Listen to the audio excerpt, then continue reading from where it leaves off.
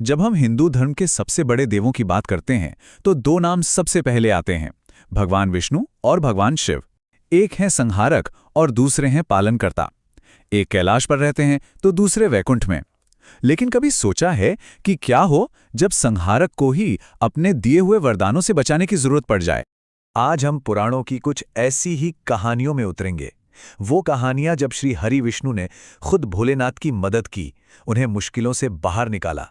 ये कहानी किसी के बड़े या छोटे होने की नहीं है, बल्कि ये हरि और हर के उस अटूट, उस गहरे रिश्ते की कहानी है। शास्त्रों में इस खास रिश्ते को हरि हर कहा गया है। मतलब ये कोई दो अलग अलग या एक दूसरे से मुकाबला करने वाली शक्तियां नहीं हैं, नहीं, बल्कि ये एक ही परम सत्य के दो पहलू हैं। अगर एक शक्ति है तो दूसरा उस शक्ति को संभालने वाला विवेक। तो चलिए, हरिहर के इस गहरे रिश्ते को समझने के लिए हम इन 5 हिस्सों में एक सफर करते हैं। देखिए, इन दोनों के बीच का तालमेल बहुत ही दिलचस्प है। शिव, जिन्हें आशुतोष भी कहते हैं, मतलब जो बहुत जल्दी खुश हो जाते हैं, वो अक्सर अपने भक्तों को बिना सोचे समझे वरदान दे देते हैं। और फिर आते हैं विष्णु, जो इस सृष्टि के संरक्षक हैं, और वो उन वरदानों से पैदा हुई मुश्किलों को संभालने के लिए आगे आते हैं।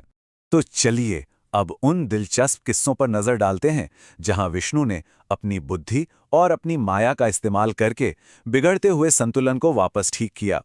हमारी पहली कहानी शुरू होती है वृकासुर से, जिसे हम भस्मासुर के नाम से भी जानते हैं। उसने शिव जी की इतनी कठोर तपस्या की कि भोलेनाथ खुश हो गए। अब वृकासुर ने वरदान मांगा कि वो जिसके भी सिर पर हाथ रखे वो तुरंत राख हो जाए, यानी भस्म हो जाए। और शिव जी ने कह दिया, तथास्तु। अब सोचिए, वरदान मिलते ही उस दुष्ट असुर ने क्या किया? वो भागा सीधा शिवजी को ही भस्म करने। शिवजी अपने ही वरदान से बचने के लिए भागे और आखिर में विष्णु के पास पहुंचे। अब देखिए विष्णु ने क्या किया। कोई हथियार नहीं, कोई लड़ाई नहीं, उन्होंने मोहिनी का एक बेहद खूबसूरत रूप लिया और वृकासुर को एक डांस कंपटीशन के लिए उकसाया। नाचते नाचते मोहिनी ने एक ऐसा स्टेप किया जिसमें हाथ अपने ही सिर पर रखना था। बस वृकासुर ने जैसे ही नकल की, वो अपनी ही शक्ति से जलकर राख हो गया। देखा, बुद्धि ने कैसे एक विनाशकारी शक्ति को हराया। अब जलंधर की कहानी देखिए।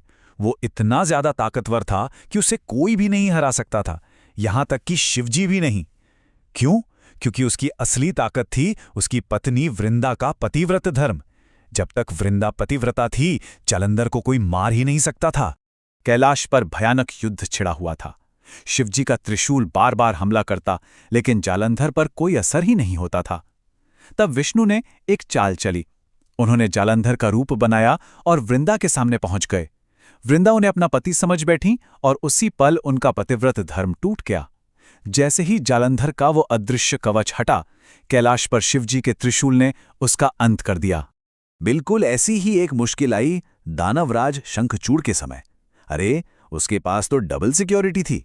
एक तो खुद विष्णु का दिया हुआ कवच, जिसे कोई भेद नहीं सकता था, और दूसरा उसकी पत्नी तुलसी का अटूट पतिव्रत धर्म। तो यहां विष्णु की स्ट्रैटेजी देखने लायक थी। उन्होंने 2 स्टेप का प्लान बनाया। पहले तो वो एक ब्राह्मण बनकर गए और दान में शंखचूड़ से उसका दिव्य कवच ही मांग लिया। फिर उन्होंने शंखचूड़ का रूप धरकर तुलसी का पतिव्रत खंडित कर दिया। जैसे ही दोनों प्रोटेक्शन हटे, शिवजी ने उस असुर का अंत कर दिया। तो इन दोनों कहानियों में एक पैटर्न दिखता है ना? एक बहुत ही दिलचस्प पैटर्न जो ये बताता है कि शिव शक्ति देते हैं और विष्णु उस शक्ति को नियंत्रित करने और सही दिशा देने वाली बुद्धि। ये दोनों एक दूसरे के बिना अधूरे हैं, एक दूसरे के पूरक हैं। चलिए अब एक ऐसी कहानी की ओर बढ़ते हैं जहां विष्णु ने ना कोई छल किया, ना कोई युद्ध किया, बल्कि सिर्फ और सिर्फ कला और बुद्धि का इस्तेमाल किया। ये कहानी है गजासुर की। उसने इतनी कठोर तपस्या की कि शिवजी खुश हो गए और उससे वरदान मांगने को कहा। अब सोचिए उसने क्या मांगा। उसने मांगा कि शिवजी उसके पेट के अंदर आके रहें, और भोलेनाथ वो तो मान गए। अब संहार के देवता ही एक असुर के पेट में कैद हो गए और सृष्टि का संतुलन बिगड़ने लगा। तो अब यहां विष्णु ने जो किया वो कमाल था। वो एक बंसी बजाने वाले का रूप लेकर आए और उनके साथ थे नंदी। विष्णु की बंसी पर नंदी ने ऐसा जबरदस्त डांस किया कि गजासुर मंत्रमुग्ध हो गया। वो इतना खुश हुआ कि उसने उस संगीतकार से कहा, मांगो, क्या मांगते हो? विष्णु ने बस मुस्कुराकर कहा, तुम्हारे पेट में जो देवता हैं उन्हें लौटा दो। गजासुर अपने वचन से बंधा था। शिव बाहर आए और फिर उन्होंने उस असुर का संहार किया।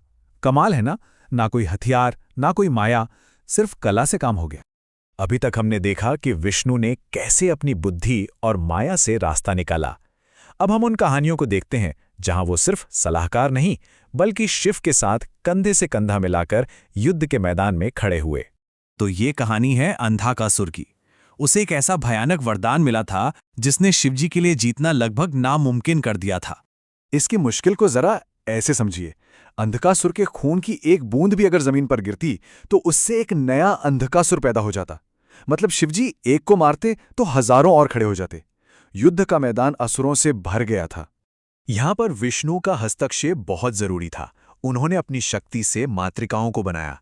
इन दिव्य देवियों ने अंधकासुर के खून की हर बूंद को जमीन पर गिरने से पहले ही पी लिया। इससे नए असुरों का बनना रुक गया और तब जाकर शिवजी असली अंधकासुर को हरा पाए। ये होती है असली पार्टनरशिप। साझेदारी का ऐसा ही एक और जबरदस्त उदाहरण त्रिपुर विनाश के समय मिलता है। जब शिवजी 3 असुरों के नगरों पर हमला करने वाले थे तो उनके दिव्य भार से उनका रथ, जो खुद पृथ्वी थी, वो धंसने लगा। तब जानते हैं क्या हुआ?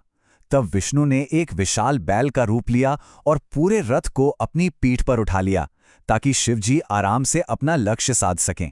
मतलब विष्णु सचमुच में शिव की शक्ति का आधार बन गए। तो इन सभी कहानियों से एक बात तो बिल्कुल साफ हो जाती है, ये कोई कंपटीशन नहीं है, ये एक दूसरे को पूरा करने वाला रिश्ता है। शिव और विष्णु 2 अलग-अलग शक्तियां नहीं हैं, बल्कि ये एक ही परम सत्य के 2 रूप हैं, 2 पहलू हैं। हमारे शास्त्रों में एक श्लोक है जो इस पूरे सार को एक ही लाइन में बहुत खूबसूरती से बता देता है। इसका सीधा सा मतलब है कि वे एक दूसरे से अलग हैं ही नहीं, वे एक दूसरे में ही बसते हैं। अगर एक वरदान देता है तो दूसरा उसे संभालता है, अगर एक संहार करता है तो दूसरा उस संहार की नींव तैयार करता है। यही हरिहर का असली सिद्धांत है। और पता है, इन दिव्य कथाओं में हम सभी के लिए भी एक बहुत गहरा संदेश है। जिंदगी में कई बार हम भी अपने ही फैसलों में, अपने ही बनाई मुश्किलों में फंस जाते हैं। उस वक्त हमें भी एक हरि की जरूरत होती है, एक सच्चे दोस्त या एक गाइड की, जो आकर हमें एक नया रास्ता दिखाए, एक नया नजरिया दे।